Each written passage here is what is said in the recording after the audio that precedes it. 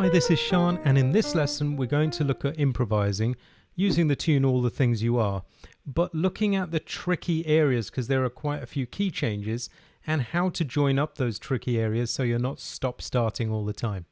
Please do hit like on this video, and if it's your first time, please do subscribe and hit the notification bell so you know when I upload new content, and it also helps YouTube to know it's a good video and push it out to other people. Helps the channel grow, means I can do more of this for you. So with that, I'm ready to begin.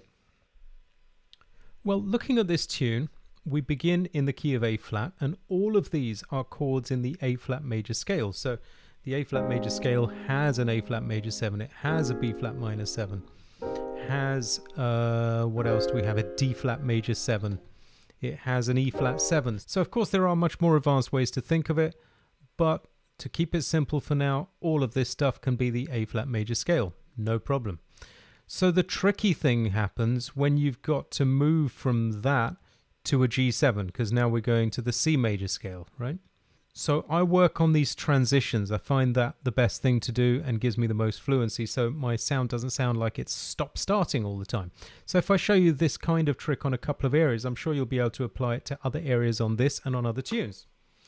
So what I'm going to practice is, of course, I can practice doodling and making phrases. I've got so many videos on making phrases. I'll link some of my improvisation lessons. So I'm going to practice joining the A flat major scale, because this is a chord in A flat, to the C major scale. You can also see it as a G7 scale if you start from the G.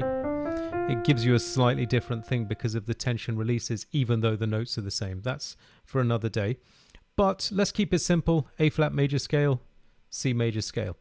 So how do we do it? Well, first of all, let's take a D flat major 7 and let's pick a chord note and go up the A flat major scale. Now that's 1 and 2 and 3 and 4 and. But I've already landed on a G7 chord note. It would have been nicer to get a G7 chord note right here on the first beat. So let's go 1 and 2 and 3 and 4, extra note. And then of course we've come out on a C major note. So this is not just a scales thing. This becomes about practicing time and learning to feel where that time is when you're switching scales and when you're making connections to new chords, right? So let's try another one like that. Let's take a number, let's take one of the chord numbers, 1, 3, 5 or 7 from D flat. Let's take 5 this time. So that will be the A flat, 1, 3, 5.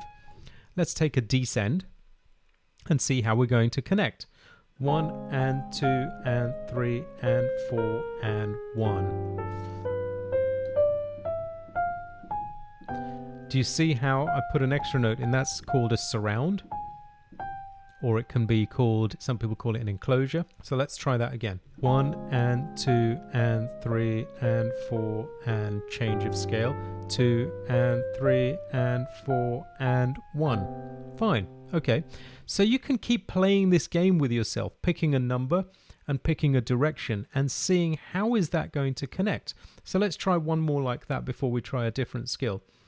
Let's take 7 up. So this is the 7 of D flat major, 1, 3, 5, 1, 3, 5, 7. Let's go up. 1 and 2 and 3 and 4 and 1. I really like phrases like that because you get a surround note, a surround of one of the G7 notes, the third of G7, B. So of course, newer players, you've got to really know what is the 1, 3, 5, 7 of stuff, and you've got to know your scales really well, right? But these are also good ways to drill them. So let's try that again. Where were we? Here. 1 and 2 and 3 and 4 and 1. Let's see what happens when we go down. Okay, that's not a terrible note to land on. If I really wanted to land on a C major 7 chord note, it would have been like this. 4 and 1 and 2 and 3 and 4 and 1. Another enclosure, right? So the extra note brings us out nicely. Or if we anticipate it, we could put in an extra note anywhere. So it could have been like this. 2 and 3 and 4 and 1 and 2 and 3 and 4 and 1 if we anticipate it early enough.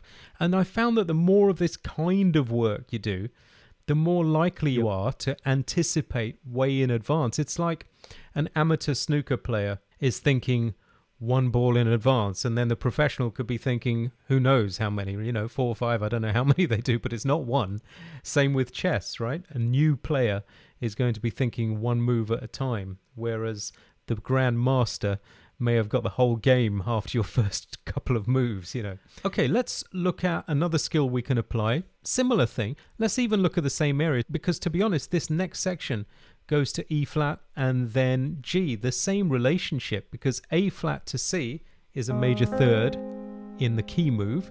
E flat to G is a major third. So you can apply this skill later on as well to the rest of the tune. So now all I'm going to do is choose two numbers of the scale. Say 3 and 5.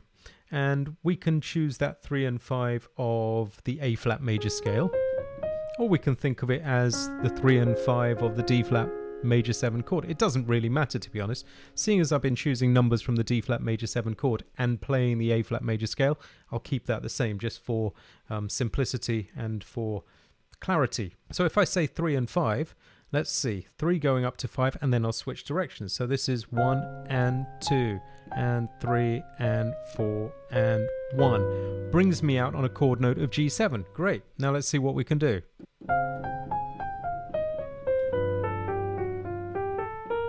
You can even improvise your way out. I really like improvisation practice where something is fixed and something is improvised. So you still got to do something, Let's try that one again.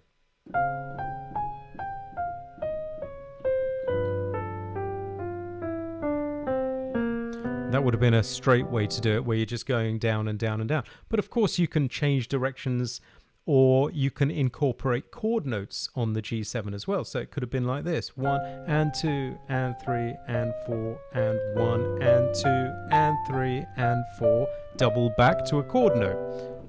So this was an extension on a G7, still using the G7 or C major scale, right? So once you start to connect a couple of things like this, now you've got two numbers. You're going up and then coming down. You're connecting to a chord. You're connecting to the exit on C major. Now you've got a template that you can practice, right? So let's choose two more numbers. Last one. Let's say 3 going down to 7. So the 3 of D flat major, still using the A flat major scale, remember. Now that's interesting because I've gone 1 and 2 and 3 and 4 and I'm already on my G7 chord note early. So let's see what we can do about it. 1 and 2 and 3 and 4 and 1. A surround note will be fine.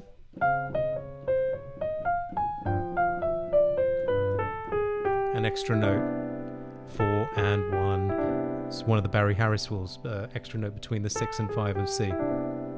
Let's try that one again.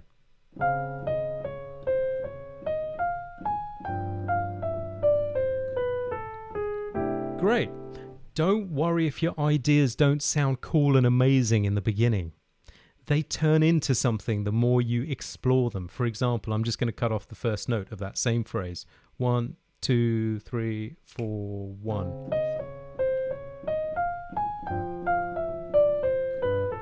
Nice phrase. Really nice phrase. I like that much more now. Let me cut off another note. 1, 2, and 3, and 4, and 1, and 2, and 3, and 4, and 1. So you see all the different things you can do just by taking two scales, picking a number, then picking a couple of numbers, using chords in there, like we had that extension of a G7 at some point, finding where the extra notes go. What happens, the magic is, after doing this for a while, you start to hear things to put in and anticipate it in improvisation. So as I always say, the idea of this kind of work is not necessarily that you take a phrase, practice it, and put it out in your improvisation.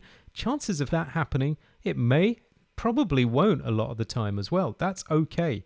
What you're practicing is a method, a system of making connections, of flowing through chord changes, of cutting off a note, of feeling the time and the connections. That's where it gets useful and exciting. Hope that was helpful for you, and if it was, perhaps you'll join us on Jazz Skills, where I can give you much more targeted help on getting fluent on chords, improvisation, chord movement, the Barry Harris method, individual help from me, regular webinars, all kinds of stuff. So thanks again for watching. See you on the next one. Bye for now.